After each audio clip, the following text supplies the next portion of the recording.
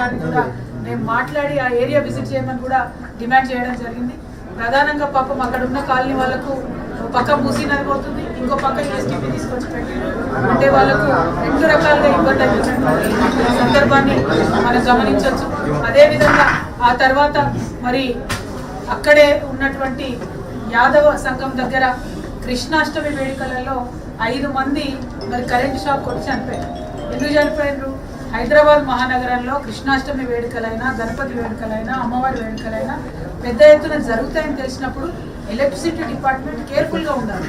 Wires ఎక్కడన్నా లో hanging ఉన్నాయో చూసుకొని వాటిని ఫిక్స్ చేసుకోవాలి. మీరు ఫిక్స్ చేయలేదు కాబట్టి అక్కడ 5 మంది ప్రాణాలు కోల్పోయాయి. మరి 5 మంది కూడా పాపం వాళ్ళ కుటుంబాలు, వాళ్ళ మొత్తం కుటుంబాలు వాళ్ళ మీద ఆధారపడి ఉన్నాయి.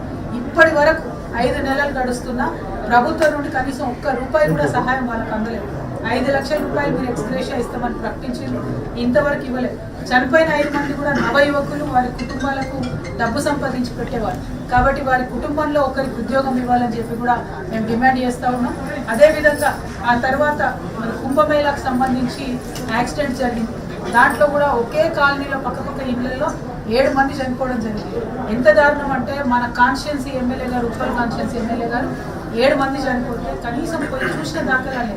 మీకు ఓట్లేసి ఆ కాలనీ వాళ్ళంతా తిరిగి మిమ్మల్ని గెలిపిస్తే కనీసం మీరు అక్కడికి పోయి చూడాలి. ఇక అక్కడ ఉన్న ఎంపీ గారు పోయేమో 2 లక్షల రూపాయలు ఇప్పిస్తాను నేను మోడీ గారి దగ్గర నుంచి, ఈ పిల్లల్ని దత్తత తీసుకొని చదువులు చెప్పిస్తా అని చెప్పడం జరిగింది. కానీ ఇంతవరకు కూడా వాళ్ళకి ముఖం చూపించలేదు. సంవత్సర కాలం అయిపోయింది. మేము తెలంగాణ జాగృతి నుంచి చెప్పినాం, ఆ 4 పిల్లలు ఎవరైతే తల్లిదండ్రులకు దూరం అయినారో మరి వారికి మేము జాగృతి నుండి మేము చదువు చెప్పిస్తామని చెప్పడం జరిగింది. అదేవిధంగా మరి మా సంస్థగా మేము ఎంతకని చేస్తాం? ప్రభుత్వాలు చేయాలి, ఎంపీలు ముందుకు రావాలి, ఎమ్మెల్యేలు ముందుకు రావాలి. ప్రభుత్వాలు చేస్తే ప్రజలకి మన సహాయం అవుతుంది. సో ఇక్కడ ఎక్కడ చూసినా ఉప్పల్ నియోజకవర్గం అంతా కూడా మరి ఈ సమస్యలతో పాటు చాలా పెద్ద ఎత్తున ప్రజలు వెయిట్ చూస్తూ ఉన్నారు. ముఖ్యంగా మా ఆడపిల్లలు 2500 రూపాయలు ఏదైతే ప్రభుత్వం ఇస్తామని చెప్పిందో అది ఇవ్వలేదని ఎదురు చూస్తూ ఉన్నారు. పెన్షన్లు పెరుగుతాయని మా పెద్దవాళ్ళందరూ కూడా ఎదురు చూస్తున్నారు.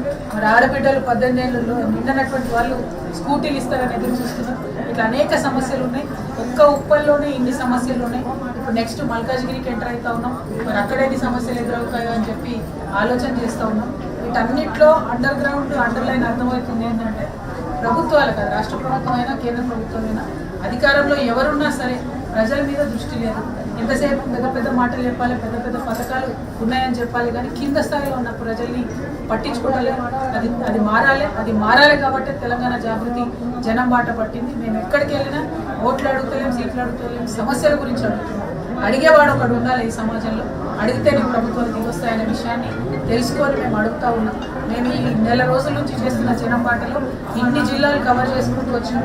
ఏ జిల్లాకు పోయినా అక్కడ అధికార యంత్రాంగం అంతా కూడా కదులుతూ ఉన్నాం. ఆ కదలికనే మాకు కావాలి, ఆ మార్పే మాకు కావాలి. దానికోసమే మేము అడుగుతూ ఉన్నాం. దానికోసమే జనం బాట చేపట్టినాం.